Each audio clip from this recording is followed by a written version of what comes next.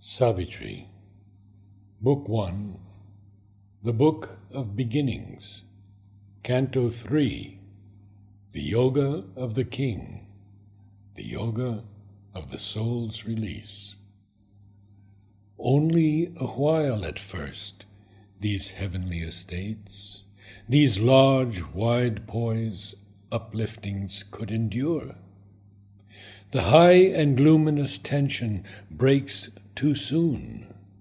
The body's stone stillness and the life's hushed trance, the breathless might and calm of silent mind, or slowly they fail as sets a golden day. The restless nether members tire of peace. A nostalgia of old little works and joys, a need to call back small familiar selves, to tread the accustomed and inferior way, the need to rest in a natural pose of fall, as a child who learns to walk can walk not long. Replace the Titan will forever to climb. On the heart's altar, dim the sacred fire. An old pull of subconscious chords renews.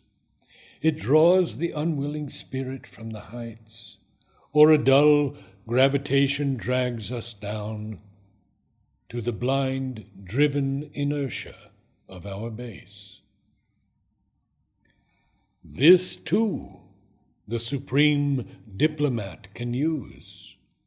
He makes our fall a means for greater rise. For into ignorant nature's gusty field, into the half-ordered chaos of mortal life, the formless power, the self of eternal light, follow in the shadow of the Spirit's descent. The twin duality, forever one, chooses its home mid the tumults of the sense. He comes unseen into our darker parts, and, curtained by the darkness, does his work, a subtle and all-knowing guest and guide, till they too feel the need and will to change.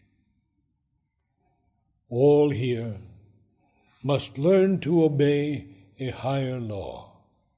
Our body's cells must hold the immortal's flame. Else would the spirit reach alone its source, leaving a half-saved world to its dubious fate. Nature would ever labor unredeemed. Our earth would ever spin unhelped in space, and this immense creation's purpose fail, till at last the frustrate universe sank undone. Even his godlike strength to rise must fall.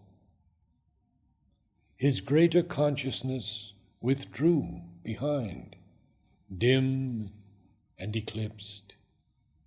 His human outside strove to feel again the old sublimities, bring the high saving touch, the ethereal flame, call back to its dire need the divine force. Always the power poured back like sudden rain, or slowly in his breast a presence grew. It clambered back to some remembered height, or soared above the peak from which it fell. Each time he rose, there was a larger poise, a dwelling on a higher spirit plane. The light remained in him a longer space.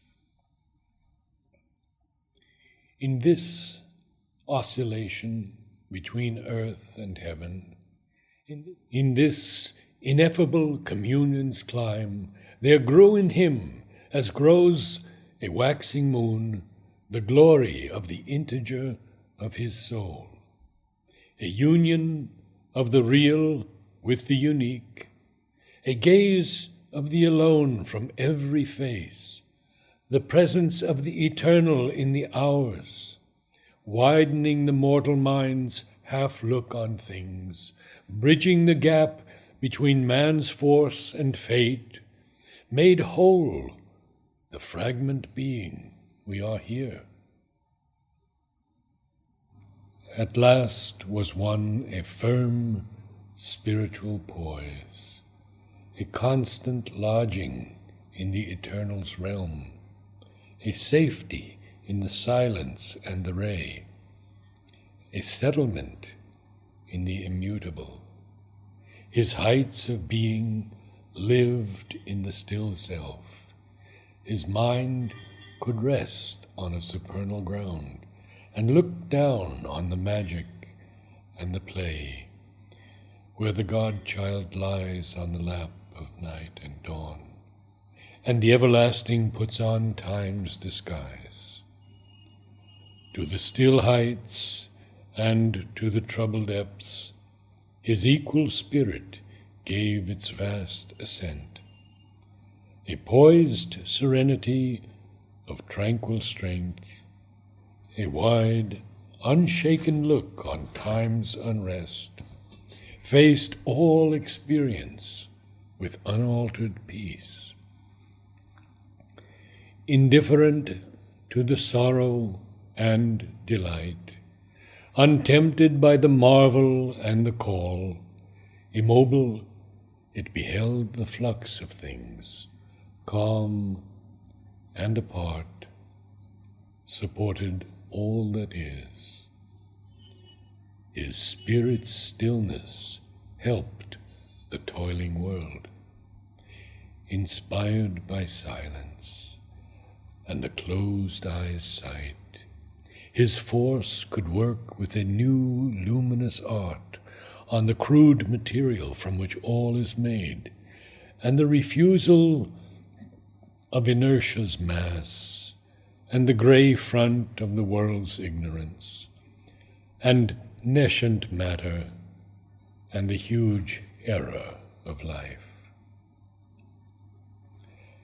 As a sculptor chisels a deity out of stone, he slowly chipped off the dark envelope, line of defense of nature's ignorance, the illusioned and mystery of the inconscient, in whose black pall the Eternal wraps his head, that he may act unknown in cosmic time.